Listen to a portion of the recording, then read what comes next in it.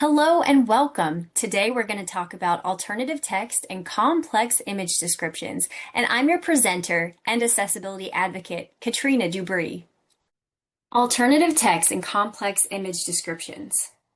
On my screen, I show an image of a paint by numbers example where half of the paint by numbers is blank and the other half is filled in with the appropriate colors to represent the form of a peacock.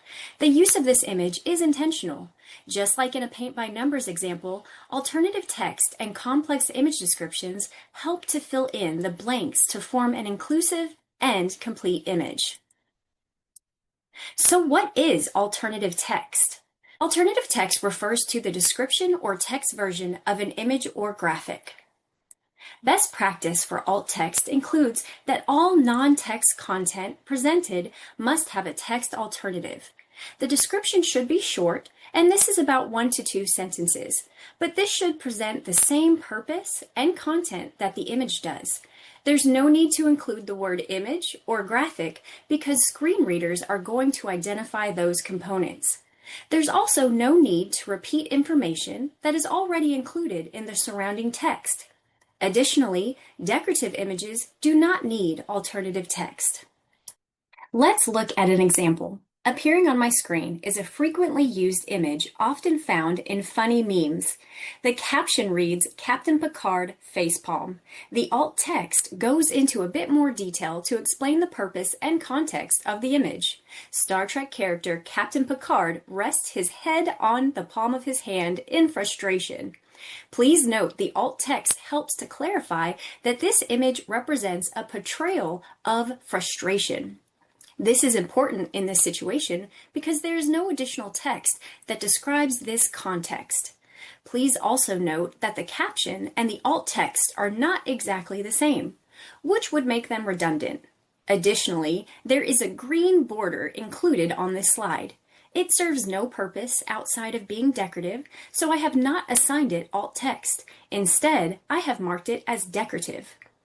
Adding alt text or making images as decorative varies depending on the platform you're working in, whether that be Canvas, a web page, or in a PowerPoint presentation. Regardless, the steps are very straightforward. For example, when I right-click on the image, a menu pops up and I can navigate to View Alt Text. Then a menu appears that shows the alt text area. I can enter a brief description within the edit box, or if I navigate down, I do have the option to select Mark as Decorative. Now let's talk about complex image descriptions.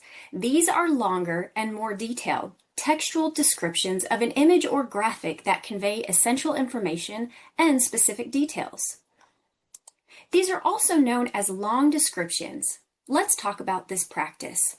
Long descriptions are necessary when a short text alternative does not adequately convey the function or content. You often see this with charts, tables, or even paintings. It's important to be concise but informative.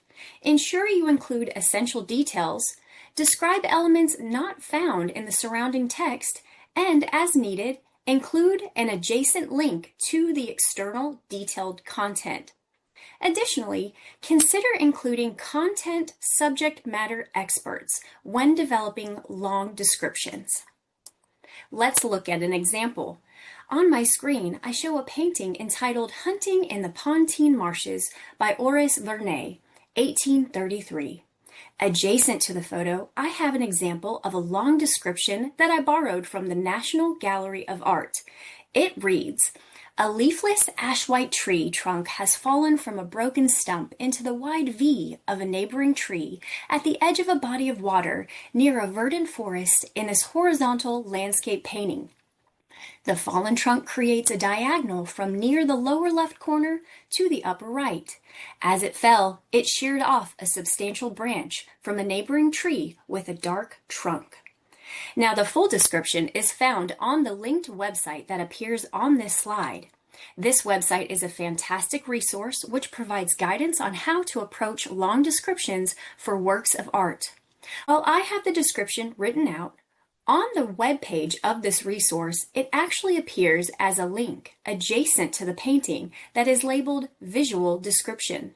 Once I selected that link to Visual Description, I had access to the full description. Please note that the caption under the image provides information about the title of the painting, Hunting in the Pontine Marshes, the author, Horace Vernet, and the year of the painting, 1833. This does not have to be repeated in the alternative text. In this situation, I can actually reference that there is a longer description that follows. So, this alt text for this image reads, Hunting in the Pontine Marshes. Long description follows. Please note that alt text is only available to screen reader users, while long descriptions are available to all learners. So why are alternative text and complex image descriptions so important? They create access to content and meaning, and they ensure no learner is excluded from the learning and discovery process. They also support perceivability, which is an accessibility principle.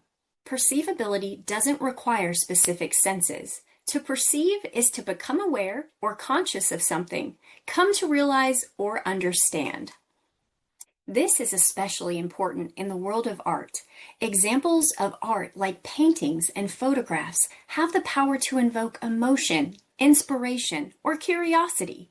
All students, regardless of differences in sensory access, can benefit from art.